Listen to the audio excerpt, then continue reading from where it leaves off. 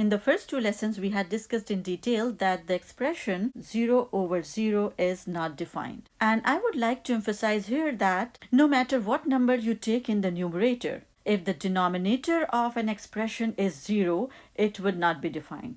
For example, if we take 1 in the numerator, so 1 in the numerator and 0 in the denominator, so this expression is also not defined. Is this clear to you? If not, let's see it this way. Let's assume that this expression is defined. So we assume that 1 over 0 is defined, and let's say it is some fixed number n. So where n is any number. This implies that 1 is equal to 0 times n, and which will give us 1 is equal to 0, and which is absurd. So which means that our assumption that 1 over 0 is defined was wrong. This 1 over 0 is not defined. See, the thing is that division by 0 is not possible. Whatever number you have in the numerator, if the denominator is 0, it would not be defined. Now, the fact that division by 0 is not possible helps us to determine the domain of a function. Let's see how.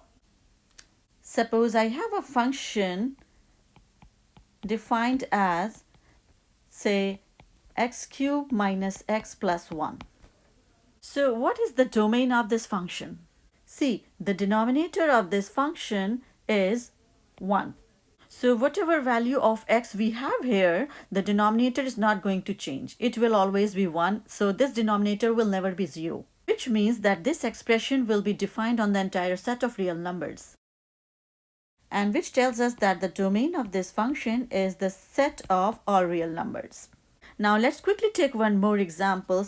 Suppose I have a function given by, say, x minus 2 over x minus 4 times x minus 2. So let's determine the domain of this function. For that, we see that this expression is defined for all the numbers except for those at which this denominator becomes 0. Because once the denominator becomes 0, this expression will no longer be defined. So let's first put this denominator equal to 0 to determine the values of x at which this denominator is 0. Although it's clear here that when x is equal to 4, this 4 minus 4 will be 0, so the denominator will be 0. And also when x is equal to 2, so 2 minus 2 will be 0. So again the denominator will be 0. Just writing it quickly. So x minus 4 times x minus 2 is equal to 0. It implies that x is equal to 4 or x is equal to 2. And you can see that when x is equal to 4, the value of this function, that is f of 4, comes out to be 2 over 0 times 2, and which is 1 over 0. So division by 0 is not possible, so this expression is not defined. So that means that x is equal to 4, this function is not defined. Let's quickly do the same thing for when x is equal to 2. In that case, f of 2, that is the value of this function when x is equal to 2, comes out to be 0 over minus 2 times 0, and which will give us 0 over 0. So in both the cases, we have 0 in the denominator, and division by 0 is not possible. So that means this function is not defined for x is equal to 4 and for x is equal to 2. So the domain of this function is the set of all real numbers except for x is equal to 2 and x is equal to 4. Let's quickly write it down.